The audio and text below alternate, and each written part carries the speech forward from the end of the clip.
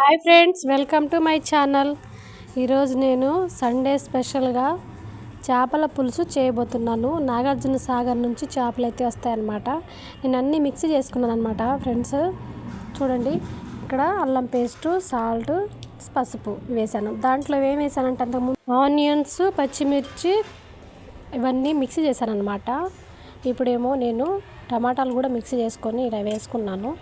ఇవన్నీ ఇలా అయిపోయే లోపల తర్వాత నేను గరం మసాలా, ఈ మసాలా అయితే నేను తయారు చేసుకున్నాను.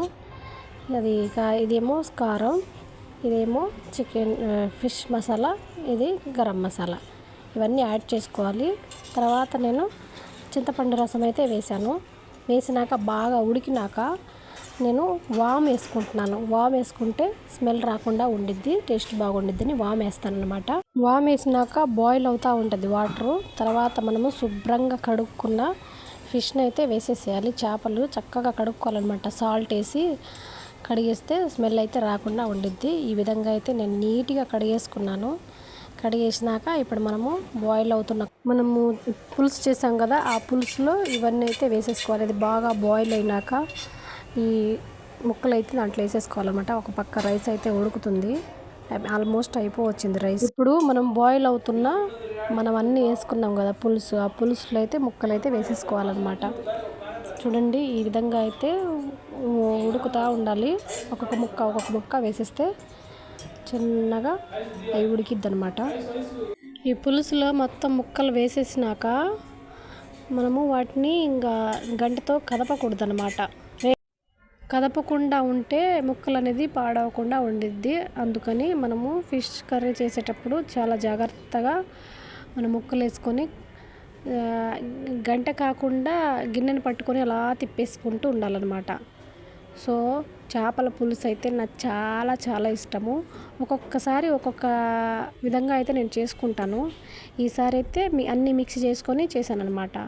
ఒక్కొక్కసారి డైరెక్ట్గా ముక్కలు కట్ చేసుకొని కూరగాయలు అలా వేసేసుకుంటాను. ఇదనమాట. లాస్ట్లో నేను ఇప్పుడు కొత్తిమీర అయితే చల్లాను. ఆల్మోస్ట్ కూర అయితే అయిపోయిందనమాట. మనము ఎప్పుడైతే కొత్తిమీర వేస్తామో అప్పుడే ఇంకా కూర అయిపోయినట్టు అర్థం. సో నా చేపల పులుసు అయితే రెడీ అయిపోయిందనమాట.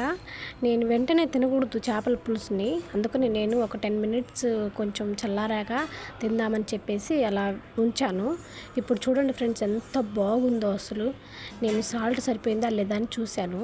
సో టేస్ట్ అయితే అసలు ఎక్సలెంట్ అనమాట. మీరు కూడా ఇలా ట్రై చేయండి ఒకసారి. అన్నీ మిక్సీ చేసుకొని దానికి మిక్సీ చేసుకొని ఒక్కొక్కటి వేసుకుంటూ వెళ్ళండి. టేస్ట్ అయితే బాగా వచ్చింది. ఈ రెసిపీ మీకు కూడా నచ్చితే మీరు కూడా తయారు చేసుకోండి ఇలానే. సో నేనైతే ఇప్పుడు తిందామని పెట్టుకున్నాను. ఇప్పుడు నేను తింటాను. మీరు చూడండి, టేస్ట్ అయితే అద్దరిపోయింది అనమాట. చూడడానికి కూడా చాలా బాగుంది ఫ్రెండ్స్. చూడండి అసలు ఎంత బాగుందో. చేపల పులుసు చాలా మంచిదన్నమాట ఆరోగ్యాన్ని కూడా. సో ఇది వేడిని తగ్గించింది, మంచిదన్నమాట. నా ఛానల్ సబ్స్క్రైబ్ చేసుకోండి, లైక్ చేయండి, షేర్ చేయండి, కమెంట్ కూడా చేయండి.